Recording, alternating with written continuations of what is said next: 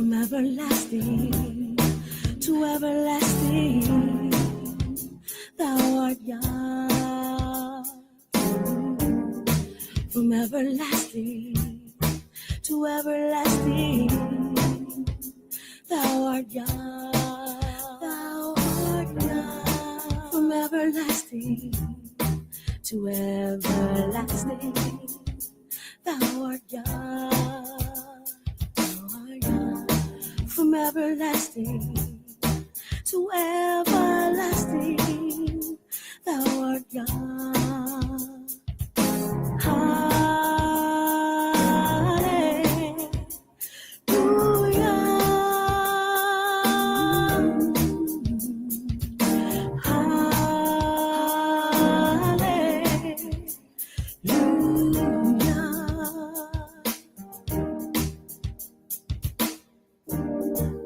From the beginning, wherever the earth was, you were there. You were there. You held creation in the palm of your hand. The sun, the moon, the stars, heaven above and earth below. The tides of the sea and the direction the winds blow. A humble servant you have made in me. A humble servant you have made. And my only desire is to follow thee. From everlasting to everlasting. From everlasting to everlasting. Thou art Yah. From everlasting to everlasting. Thou art Yah. From everlasting to everlasting. Thou art Yah. From everlasting to everlasting. Thou art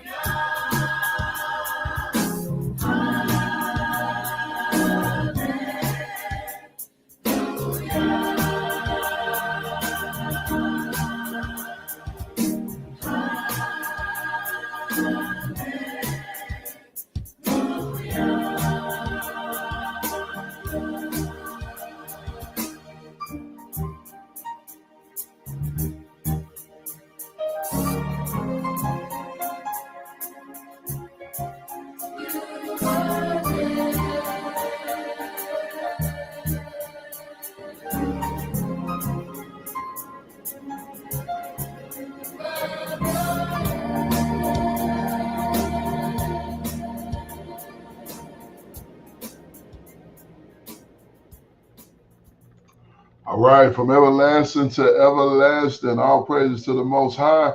You are live and direct once again with your Akazaki Yahoo, giving all praises, honor, and great esteem unto the Most High Power, Yahweh, Bashem, Mashiach, Malak, Yahweh Shai, and to the 12 tribes of Israel, who are scattered to the four quarters of the earth. I say Shalom, Wa, Baruchim, that is peace and blessings. And I cannot wait to the day when the Most High brings us back together, and we are once again 12 tribes, one family, one nation, under the Most High Power, under one covenant, back in our own land with a heart of flesh and no more a heart of stone, with our enemies, our adversaries, and all those who hate us under our feet. All praises to the Almighty Yah. Hallelujah. Hallelujah. Yes, indeed. I'm joined this afternoon by my most esteemed Akinanaya. Shabbat Shalom, Aki. Shabbat Shalom, Aki. Shabbat Shalom, Yasharal. Call Halal Yahweh. Bahashem, HaMashiach, Wa Malak, Yahweh Shah. Barakatah. Yes, indeed. All praises to Yahweh in the name of his beloved Son, Yahweh Shah, the Messiah and King. Bless you. Yes, indeed. It is another Sabbath Yom, and we're going to avoid the sprint. So we're only going to get about four verses or four chapters, I should say, in here in this first book of Kings or Olive Malik Melakim First Kings. So we're gonna start with verse chapter 12 here. All right, and I love that song, by the way. From everlasting to everlasting, you are Yah. That's Sounds of Sinai. Kind, indeed. Khan. All praises. Yeah, that is the choir of Israel.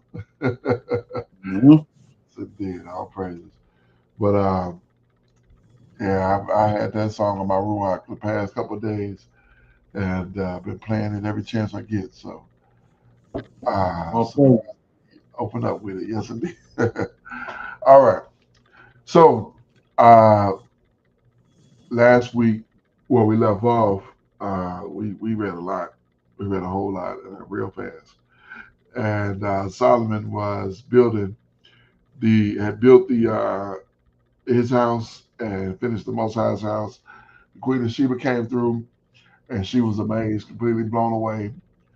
And Solomon went off. He went way off. He did a lot of foolishness, and judgment was rendered against him. And so here, I believe, is where we pick up with some of this judgment. And let's just read it. All right, is the book of First Kings, chapter 12, verse 1. It says, King Rehoboam acts foolishly. So we may be further than I thought. But like I said, let's just read it. All right. And Rehoboam went to Shechem, for all of Israel were come to Shechem to make him king.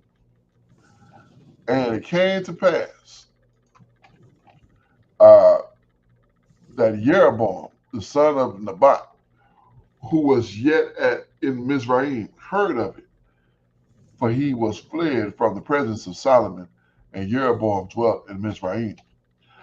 And they sent and called him, and Jeroboam and all of the congregation of Israel came and spoke unto Rehoboam, saying, Your father made our yokes grievous.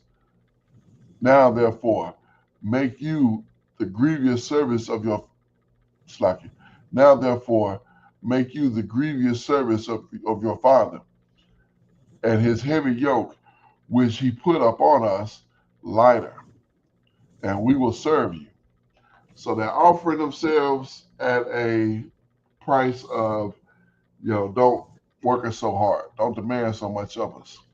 Something simple. That's simple. Easy question. Verse 5. And he said unto them, depart you 3 days, for 3 days, and come again to me. And the people departed.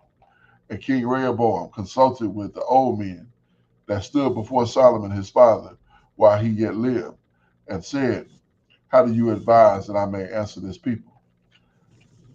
And they spake unto him, saying, If you will be a servant unto this people, this day they will serve and will serve them and answer them and speak good words unto them.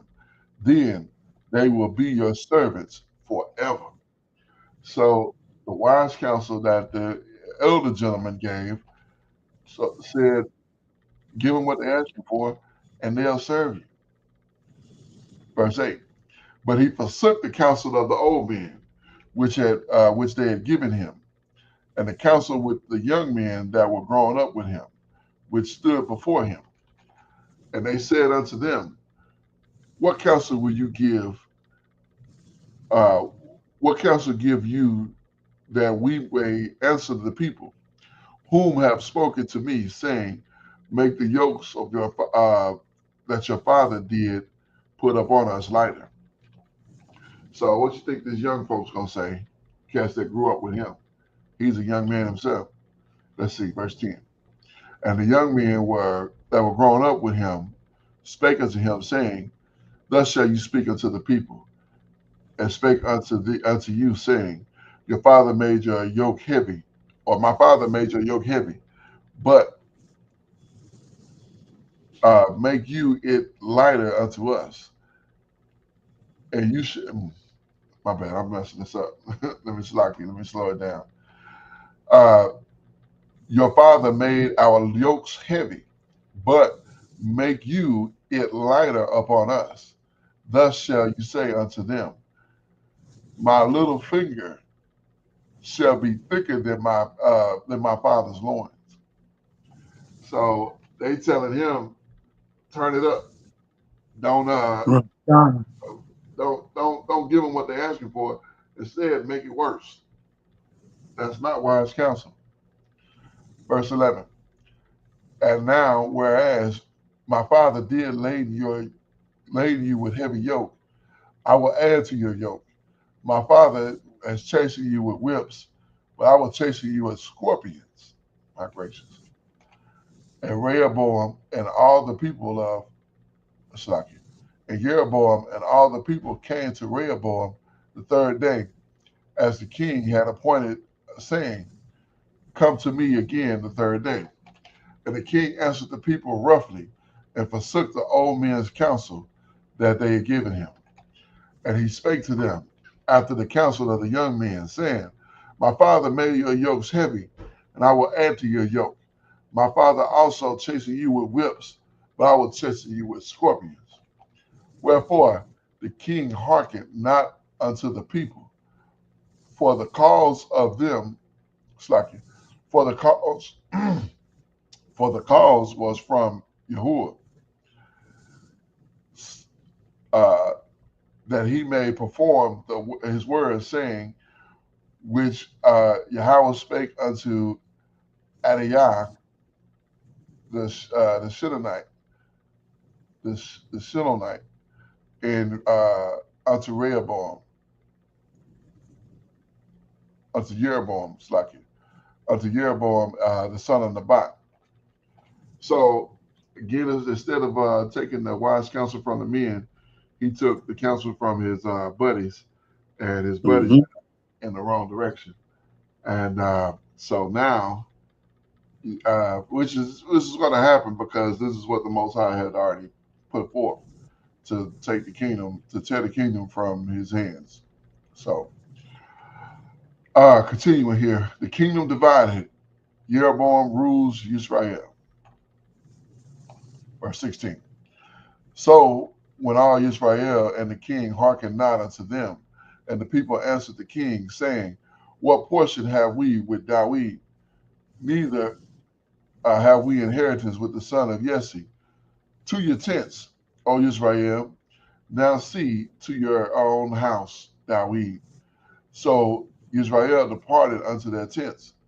So you have to understand that the beginning, you had Israel and you had Yehuda.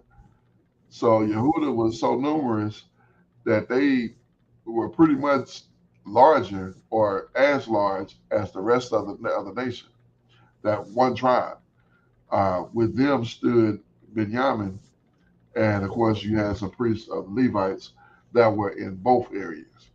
So ideally you had the 10 tribes on the other end, which would consist of all the rest of the tribes, but Yehuda being the most numerous, and then you had Benjamin in there.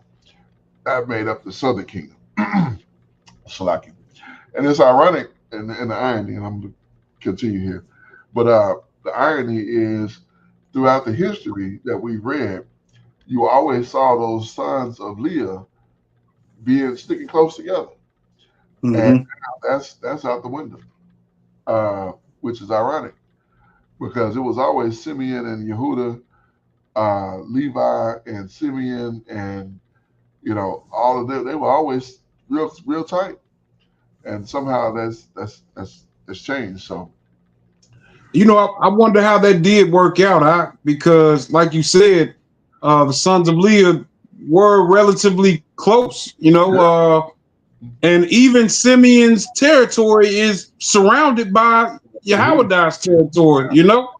Khan, Khan, that's been the case, and I really don't know how that changed. It is never addressed. It's never been talked about. But they were always they grew up. They've been together since from the early parts. So Well, Raquel took her children and did her thing. Uh, Leah had her children and doing her thing, and they both had the children from the handmaids.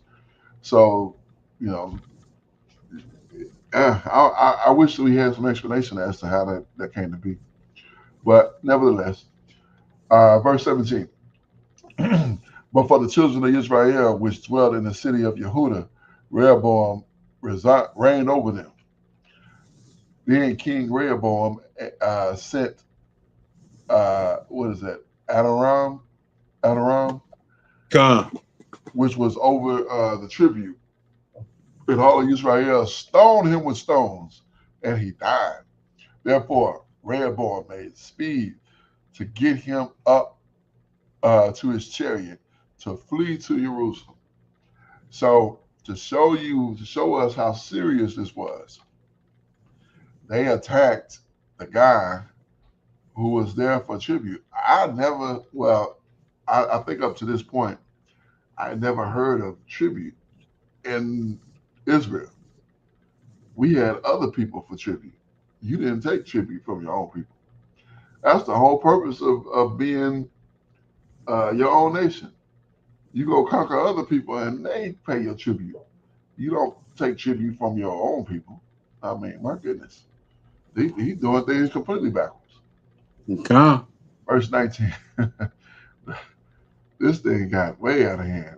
I don't remember. Did we read Solomon doing tribute? I don't remember that. I think when we did, because he was building those strange wives' homes, he had to increase the tribute. Oh, did we see that? Okay. Well, I didn't recall that, but yeah, I could see that being the case then. But I know we didn't see that with Dawid. Because he had Edom and Syria and all of these, and they paid the tribute, not Israel, not Yasha'al. So, continue in verse 19.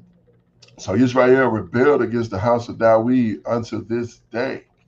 And it came to pass when all Israel heard that Jeroboam had come again, that they sent and called him unto the congregation and made him king over Israel.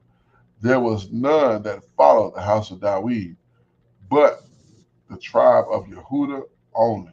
So all of everybody was at this time was on the other side, and only Yehuda or Yehuda was under the rulership of uh, the line of Dawid.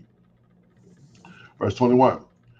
And when Rehoboam was come to Jerusalem, he assembled the house of Yehuda with the tribe of Benjamin, 180,000 chosen men, which were warriors, to fight against the house of Israel, to bring the kingdom again to Rehoboam, the son of Solomon.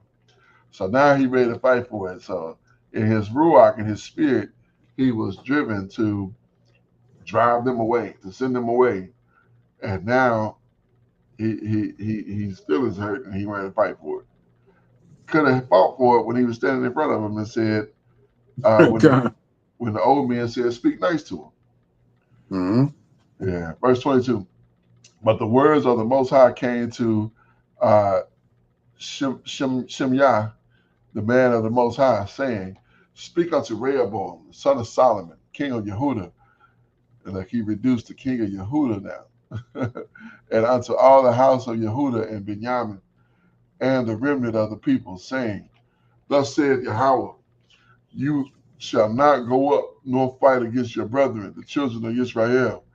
Return every man to his house, for this thing is from me. They hearken therefore to the word of Yahweh, and return and to depart according to the word of Yahweh. So now it's been established that yes, Benjamin is indeed with Yehuda.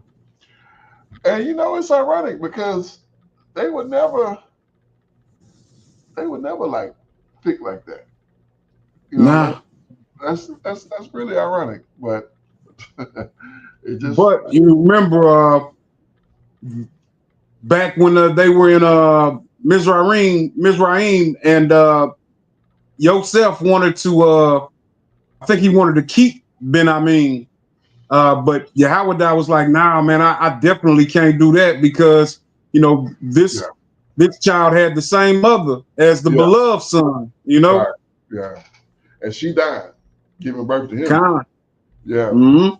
and you think about it though, because uh, King Shaul warred against Dawid for an extended period of time, and then Kind. Dawid took over and continued fighting against the house of Benjamin until finally, they was able to get it together, and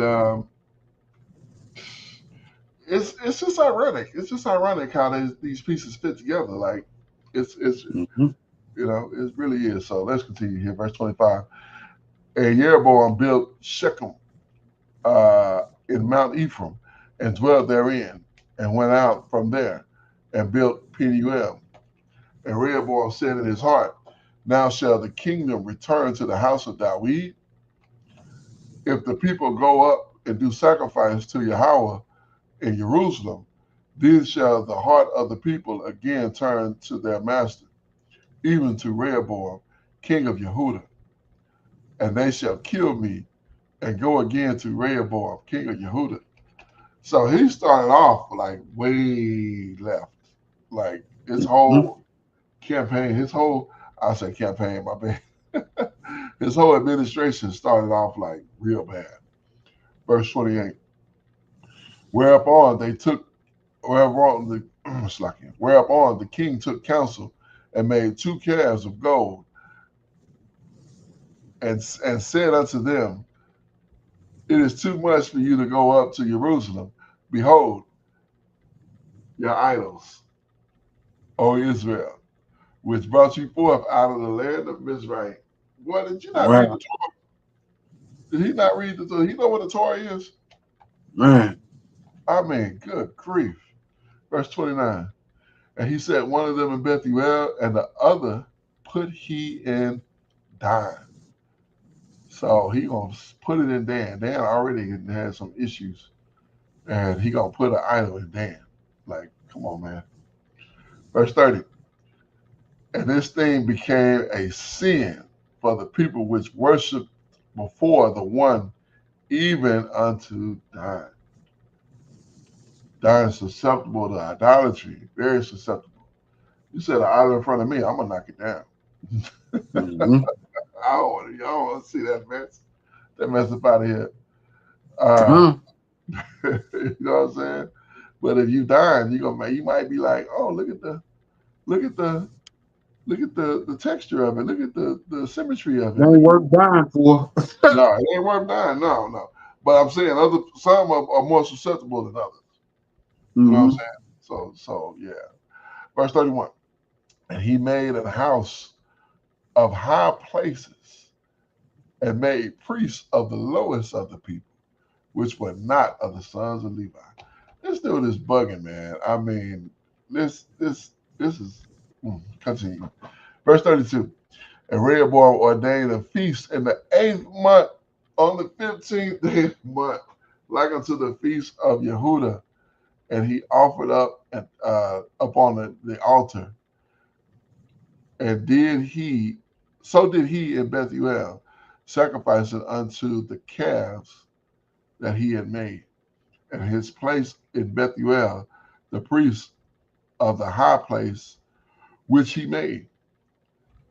So he offered upon the altar which he made in Bethuel on the 15th day of the 8th month, even the month which he had uh, devised in his own heart, and ordained a feast unto the children of Israel. And he offered upon the altar and burnt incense. Yo, Bugging. this kid right here, I mean, he had like he never, Bugging out. yeah, he had like he never even heard of the Torah. You know, like you not know you setting yourself up for destruction. But It is what it is. Let's continue here. Chapter 13 is the book of First Kings, or uh, Melaḳim Aleph. Rehoboam warned, stricken. He lucky he even got a warning acting like he acting. Verse 1. And behold, there came a man of the Most High out of Yehuda by the word of Yahweh unto Bethuel. And, and Jeroboam stood by the altar to burn incense. And he cried against the altar in the word of Yahweh and said, O altar, thus saith Yahweh, behold, a child shall be born, even the house of of David, uh, Hosea, Hosea, by name, Hosea, Hosea. Hosea. Okay, Hosea, my bad. I was like, hold on, I'm tripping. Hosea by name, and upon you shall he offer the priest of the high places that burn incense upon you. The men's bones shall be burnt upon you. And he gave the sign the same day, saying, this is the sign which Yahweh has spoken. Behold, the altar shall be rent, and ashes shall be upon it, shall be poured out.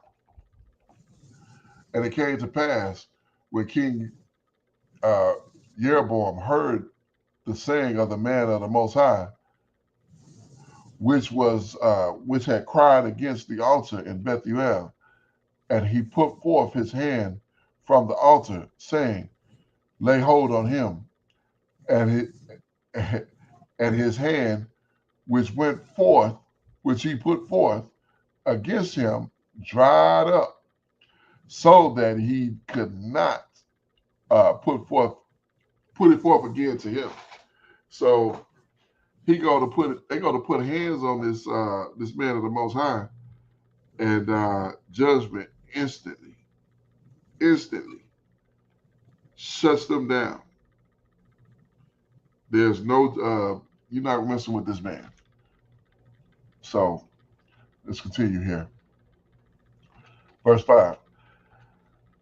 The altar also was rent, and the ashes poured out from the altar, according to the signs which came from the man of the Most High, had given by the word of Yahweh. And the king answered and said unto the man of the Most High, entreat now the face of Yahweh, your power, and pray for me that my hand be restored again. And the man of the Most High besought Yahweh, and the king's hand was restored again him, and he became as it was before. And he's fortunate. Boy, the Most High is merciful, man. I don't even know how you in there doing this crazy stuff you're doing and not get the judgment. Honestly. Verse 7. And the king said unto the man of the Most High, come home with me and refresh yourself, and I will give you a reward. And the man of the Most High said unto the king, if you would give me half your house, I will not go in with you. Neither will I eat, or either will I, Slaki, neither will I eat bread nor drink water in this place. For, for so was it charged me by the word of Yahweh, saying, eat no bread, drink no water, nor turn again by the same way in which you came. So he went another way and returned by the way in which he came to Bethuel. Disobedient prophet, verse 11. Everybody got to learn the hard way. I don't know why we just can't follow instructions. Verse 11. Uh, now there dwelt an old prophet in Bethuel, and his son came and told him of the works of the man of the Most High had done in that day in Bethuel. The words which he spoke unto the king, them they told also to their father. And their father said unto them, what way went he? Where'd he go? And his sons, Slacky, for his sons had seen what way the man of the Most High went, which was from Yehuda. And he said to his sons, saddle me a donkey, so they saddled him a donkey, and he rode thereon. And went after the man of the Most High, and found him sitting under the oak, and said unto him, are you the man of the Most High that came from Yehuda? And he said, I am. Then he said unto him, come home with me and eat bread. And he said, I may not return with you, nor go with you, neither shall I eat bread or drink water with you in this place.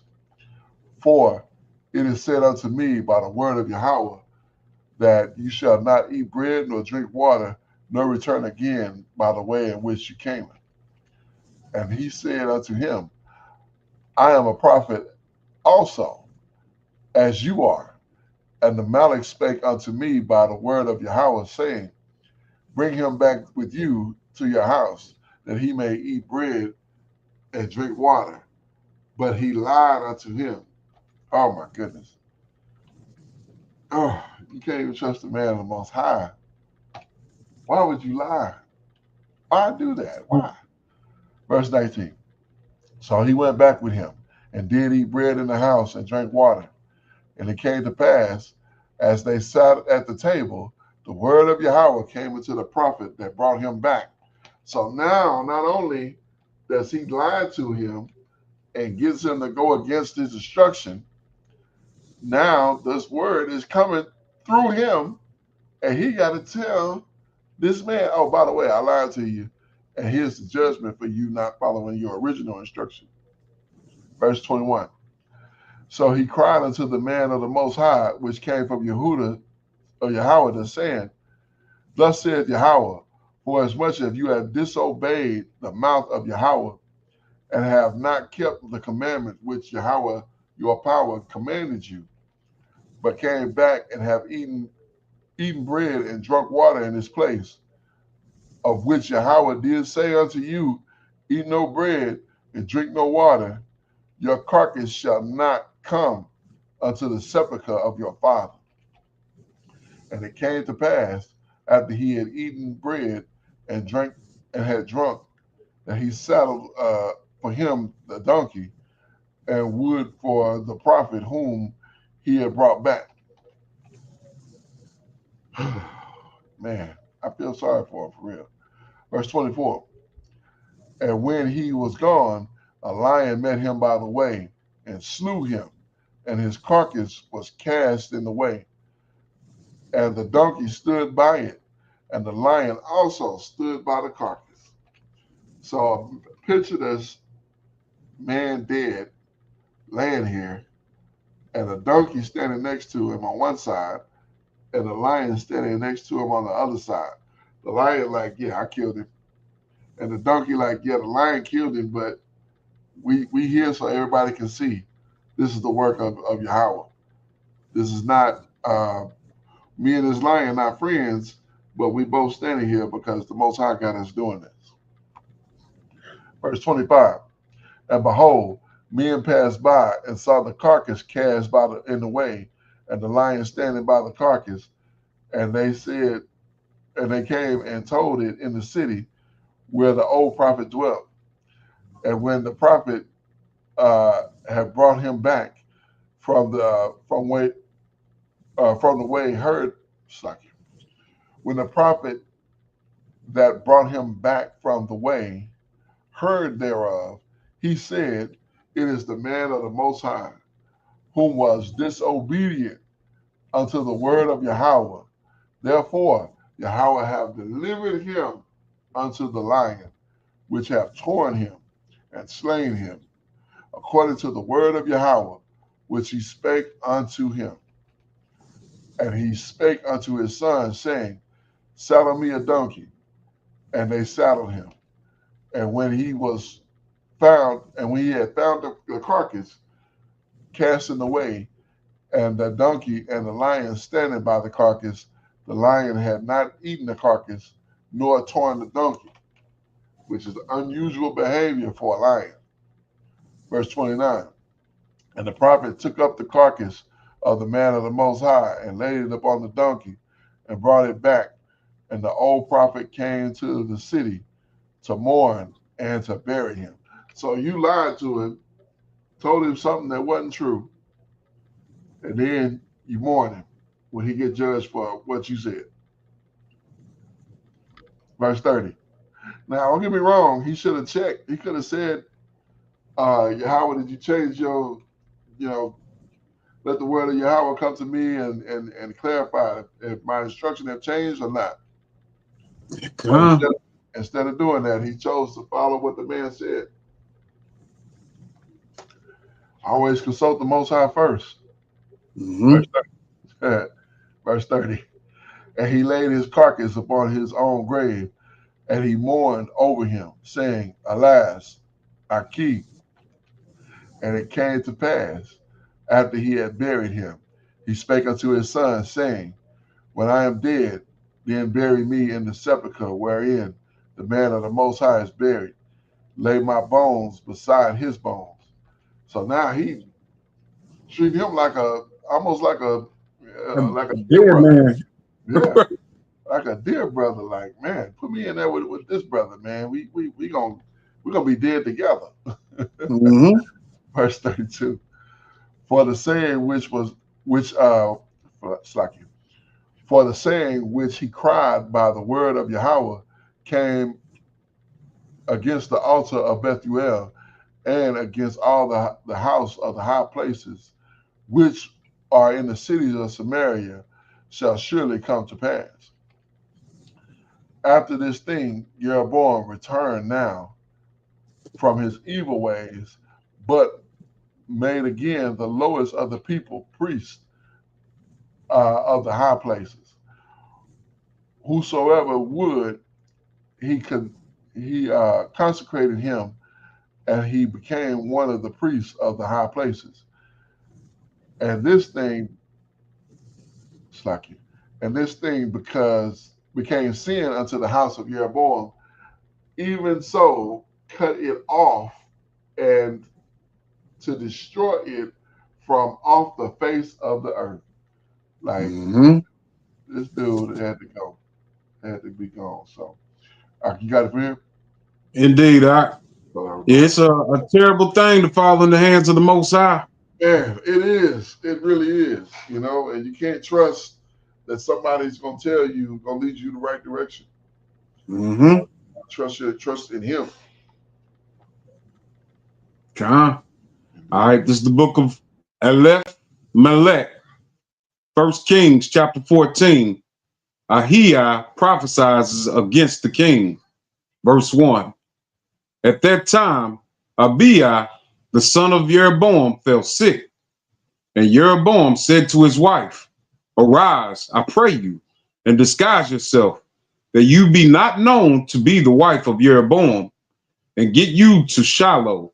Behold, there is Ahijah the prophet, which told me that I should be king over this people. And take with you 10 loaves and cracknels and a cruse of honey, and go to him.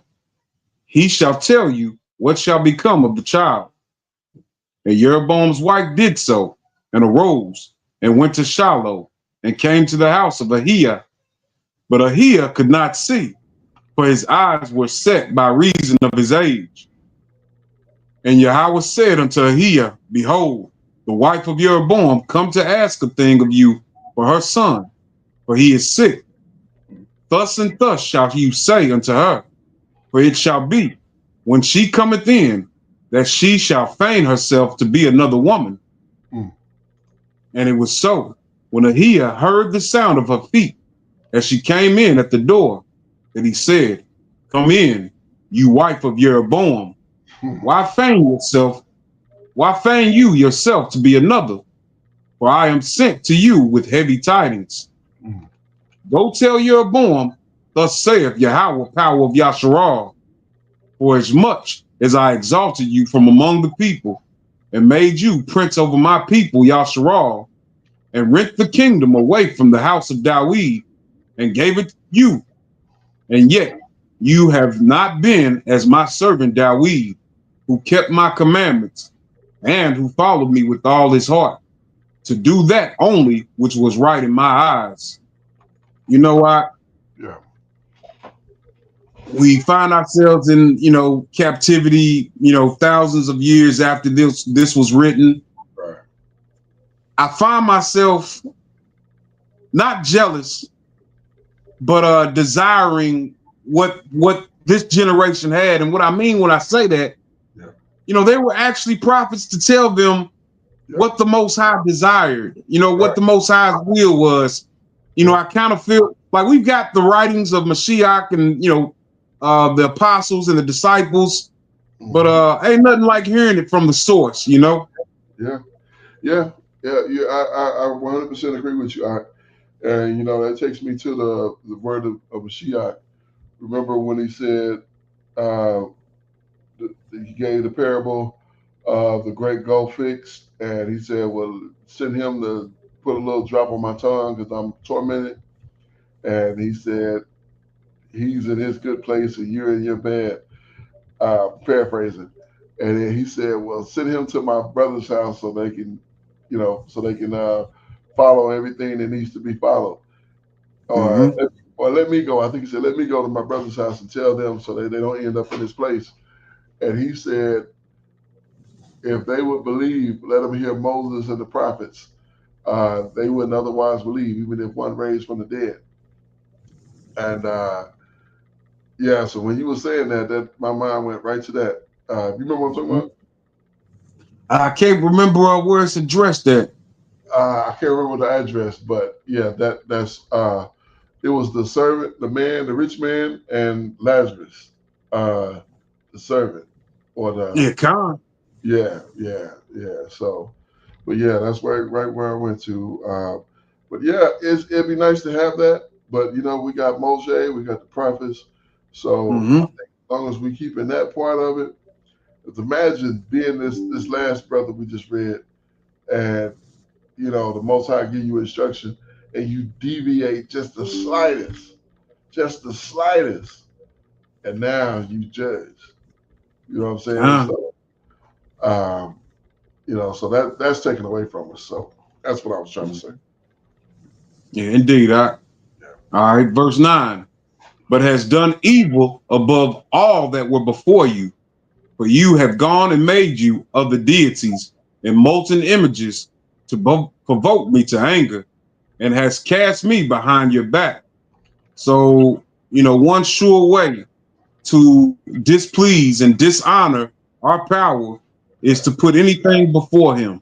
You Whew. know, Oh, good. we're reading here that this individual made deities, molten images, and that's off.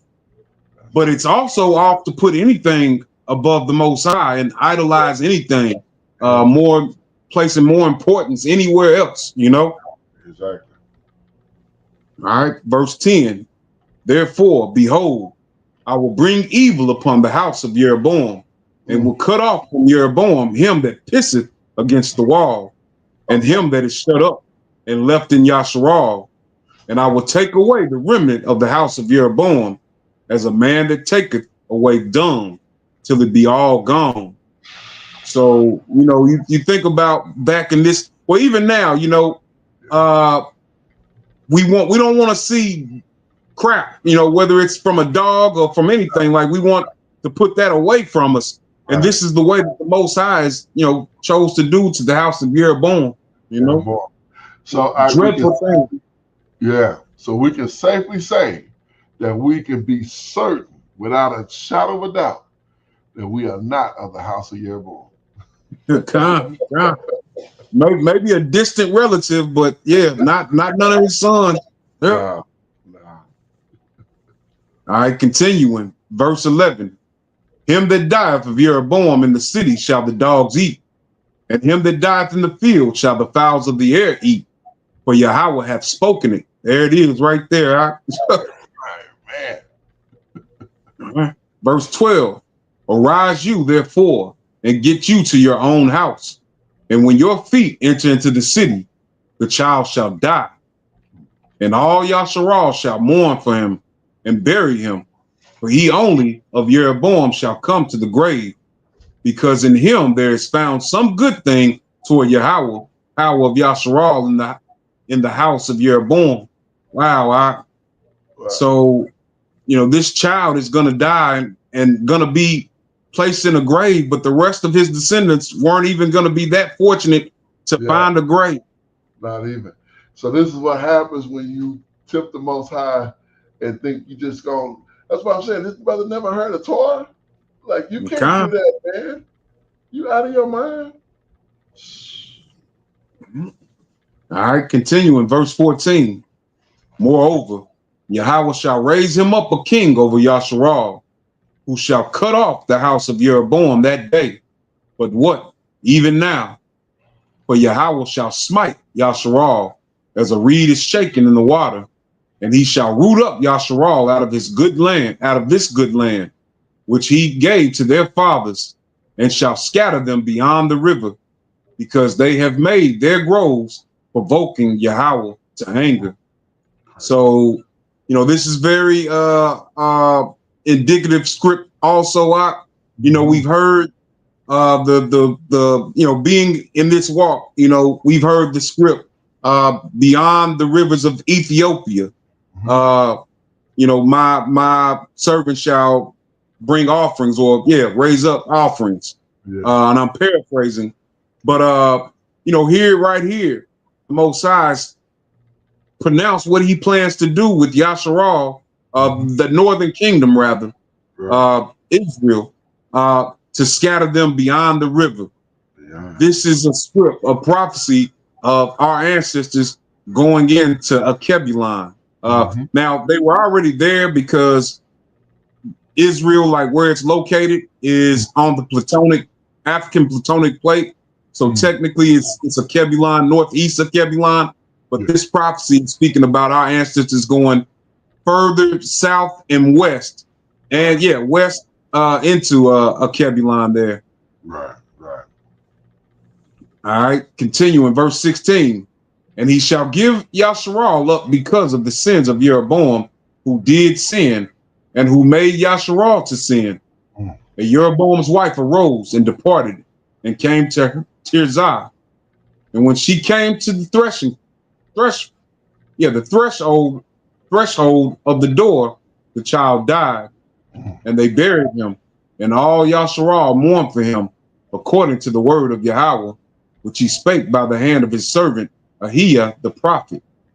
And the rest of the acts of Jeroboam, how he warred, and how he reigned, behold, they are written in the book of the Chronicles of the kings of Yasharal. And the days which Jeroboam reigned were 22 years, and he slept with his fathers. And Nadab, his son, reigned in his stead. Rehoboam misleads Jehoiada. Verse 21. And Rehoboam, the son of Solomon, reigned in Jehoiada.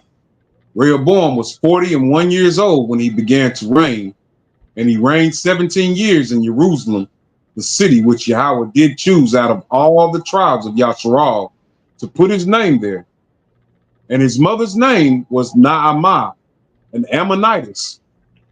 And Jehoiada did evil in the sight of Yahweh, and they provoked him to jealousy with their sins, which they committed above all that their fathers had done. So, we know that, just traveling back, in time, we know that during the books of the Judges that, those Canaanites that weren't driven out introduced strange deities to our ancestors, and some of them began to worship and make groves. But what's going on in what we're reading here is that these people have done even worse than them, right? Indeed. But continuing, verse 23.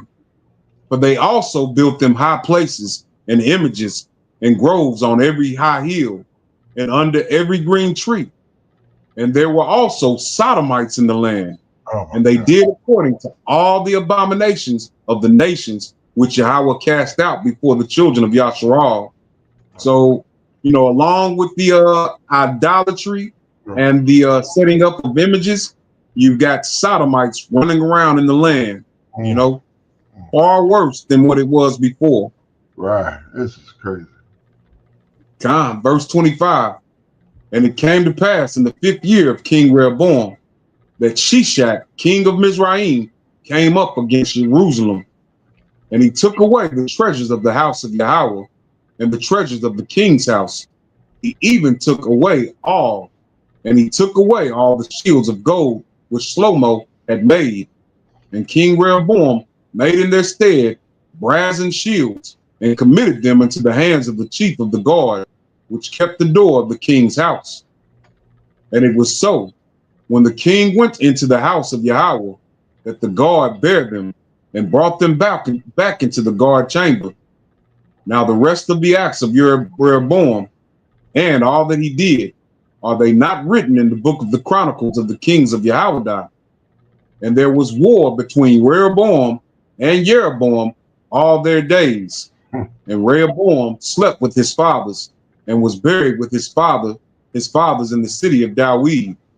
And his mother's name was Naamah, an Ammonitess, and Abiam, his son, reigned in his stead. You know, I had forgotten that, I don't know why I thought that, Solomon had a son that was, from the mother of the Israelite. I don't know why I thought that, but. Oh, yeah, I thought so too, but they call him her Ammonitis. God. What is that? Let's look at that real quick before we jump to the next chapter. I think they're saying that she came from Ammon, which, were never supposed to enter into the congregation. Oh, let's see, Ammon travel. Wow. Mm-hmm. That's crazy. That's crazy. Wow. I didn't even realize that. Honestly, Yeah. I didn't even make that correlation, but dang. Because I know sometimes they'll call you something as it pertains to what you what that represents, like the Canaanite, meaning the merchant. You know what I'm saying? So I thought they was kind of like something along that line, but wow. God. Horrible choices, but Mm-hmm. All right. Continuing. This is the book of Aleph. Melech. 1 Kings chapter 15. Abiam reigns over Yahweh. Verse 1. Now in the 18th year of King Jeroboam, the son of Nebat, reigned Abiam over Yahweh. 3 years reigned he in Jerusalem, and his mother's name was Maacah, the daughter of Abishalom. So, whenever I hear a short reign like that, something goes off in my head to let me know that this king probably wasn't a king that was upright like David, know. Wow. And but his mother was an Israelite, Yeah, that's a plus. But it doesn't seem like that mattered too much, He was still probably a wicked man. We're gonna find out here. Verse 3. And he walked in all the sins of his father, which he had done before him, and his heart was not perfect with Yahweh his power, as the heart of David his father. Nevertheless, for David's sake, did Yahweh his power give him a lamp in Jerusalem, to set up his son after him, and to establish Jerusalem, because David did that which was right in the eyes of Yahweh, and turned not aside from anything that he commanded him all the days of his life, save only the matter of Uriah the Hittite. Right. So, there it is right there. We're reading that this was really the only thing that was, counted against David. Mm-hmm. Not the time that, that his Ruach was stirred up to number the people. Right. Not the time that he moved deceitfully in the presence of that heathen king. He was slobbing at the mouth, making himself seem crazy. Yeah. Which was a deceptive act, but that's not attributed to his downfall or his going off, right? Not at all. All right. Verse 6. And there was war between Rehoboam and Jeroboam all the days of his life. Now the rest of the acts of Abiyam and all that he did, are they not written in the book of the Chronicles of the kings of Jehoiada? And there was war between Abiyam and Jeroboam. Asa succeeds Abiyam. Verse 8. And Abiyam slept with his fathers, and they buried him in the city of Dawid. And Asa, his son, reigned in his stead. Verse 9. And in the 20th year of Jeroboam, king of Yasharal, reigned Asa over Jehoiada. So Jeroboam is the first king of the northern kingdom, and he's reigned 20 in his 20th year. There's already been 3 different kings over Jehoiada, right? Crazy. Well, verse 10. And 41 years reigned he in Jerusalem, and his mother's name was Melaख़im, the daughter of Abisalom. So, you know, this was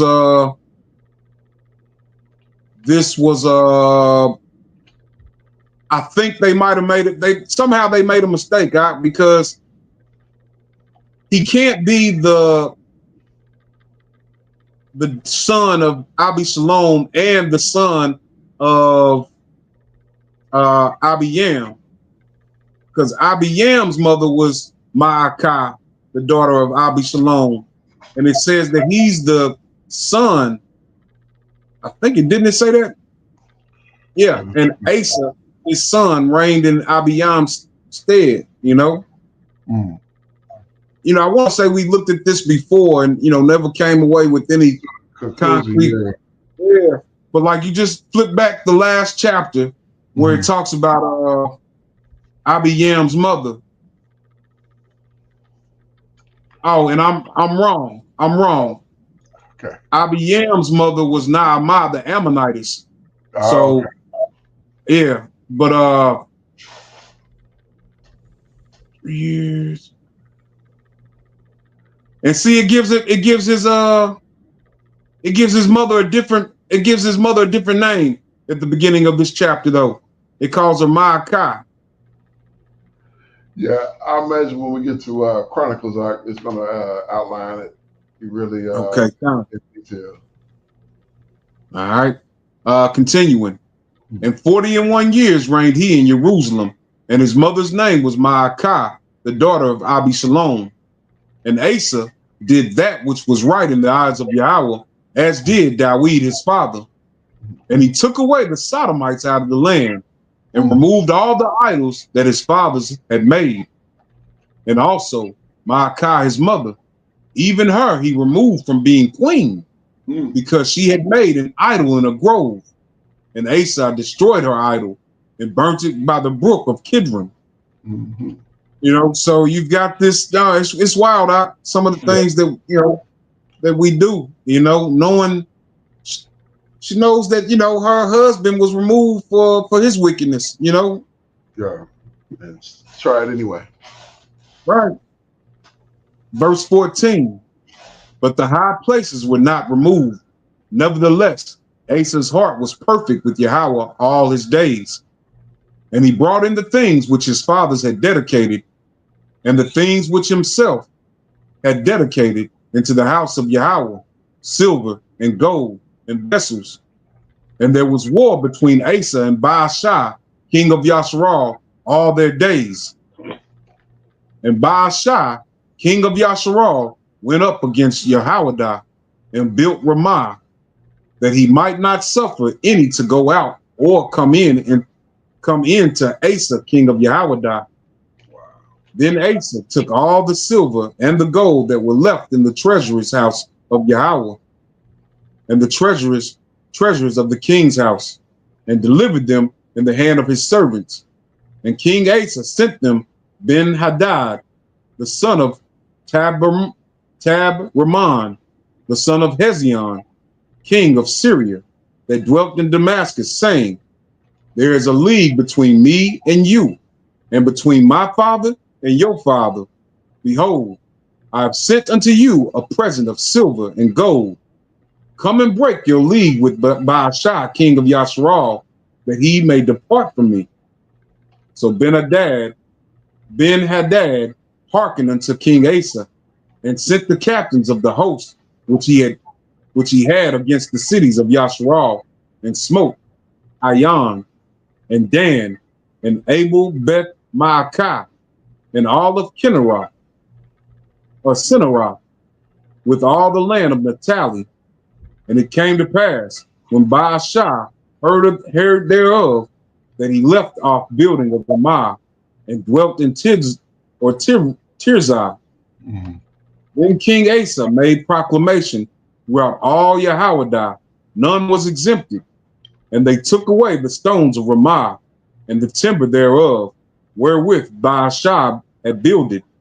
And King Asa built with them Geba of Ben-Amin and Mizpah. Jehoshaphat succeeds Asa. Yeah. Verse 23. The rest of all the acts of Asa and all his might and all that he did and the cities which he built, are they not written in the book of the Chronicles of the king of Yahweh? Nevertheless, in the time of his old age, he was deceased in his feet, or diseased in his feet. Mm-hmm. And Asa slept with his fathers, and was buried with his fathers in the city of Dawid his father. And Jehoshaphat, his son, reigned in his stead. Nadab, then Baasha, rules over Yasharal. Verse 25. Okay. And Nadab, the son of Jeroboam, began to reign over Yasharal in the 2nd year of Asa, king of Yahweh, and reigned over Yasharal 2 years. And he did evil in the sight of Yahweh, and walked in the way of his father, and in his sin, wherewith he made Yasharal to sin. And Baasha, the son of Ahiah, of the house of Issachar, conspired against him. And Baasha smote him at Gibbethon, which belongeth to the Philistines. For Nadab and all Yasharal laid siege to Gibbethon. Even in the 3rd year of Asa, king of Yahweh, did Baasha slay him, and reigned in his stead. Mm. And it came to pass, when he reigned, that he smote all the house of Jeroboam. Mm. He left not to Jeroboam any that breathed, until he had destroyed him, according unto the saying of Yahweh, which he spoke or spake by his servant Ahiah the Shilonite. Mm-hmm. Because of the sins of Jeroboam which he sinned, and which he made Yasharal sin, by his provocation wherewith he provoked Yahweh, power of Yasharal, to anger. Now the rest of the acts of Nadab and all that he did, are they not written in the book of the Chronicles of the kings of Yasharal? War with Yahweh. And there was war between Asa and Baasha, king of Yasharal, all their days. In the 3rd year of Asa, king of Yahweh, began Baasha, the son of Ahiah, to reign over all Yasharal in Tirzah 24 years. And he did evil in the sight of Yahweh, and walked in the way of Jeroboam, and in his sin wherewith he made Yasharal to sin. My. Good grief, man! I tell you, some of this is like the repetition is just nobody's learning. You know, nobody's learning, and that's the thing we got to take away from this. You got to be learning. You got to be forever learning. And I know your ruach is your ruach, but you got to be. If you get promoted to king over this people, you got to do what's right. You can't afford to do wrong, because the Most High is gonna come down on you like a sledgehammer from Shamaim, and you don't want that. You don't want the power of Israel at your throat. And I mean, he's relentless, and he did exactly what he said by the hand of, who was it? Nadali? Abihah. I mean, smote all of the house of Jeroboam. Oh, you talking about the one that actually did the work? That was Yeah. Baasha. Basha, okay, kind. Mhm. I mean that Rehoboam thought he could just do what he wanted to do and everything was gonna somehow turn out all right. And like I said, one thing we can tell for certain is that we are not of his house, because his house was eradicated by the hand of the Most High, who went and hired uh, Bahasha to take care of it and to chop him completely down. I mean, and then we end off with this king here doing the same stupid stuff. Uh, Con. yeah, the same stupid stuff that Rehoboam did. So he can expect the same ending uh, to his reign and to his living, that had to have every person of his line cut off. So I'm gonna let the rest there. Go ahead, Akeem. Con, I said some real good history here, but it was some sad history. It is. Uh, we read about the life being taken away of Jeroboam, Mm-hmm. but we haven't began to see what the byproduct of his sin was, and that Mm-hmm. would be those 10 northern tribes being carried away in captivity.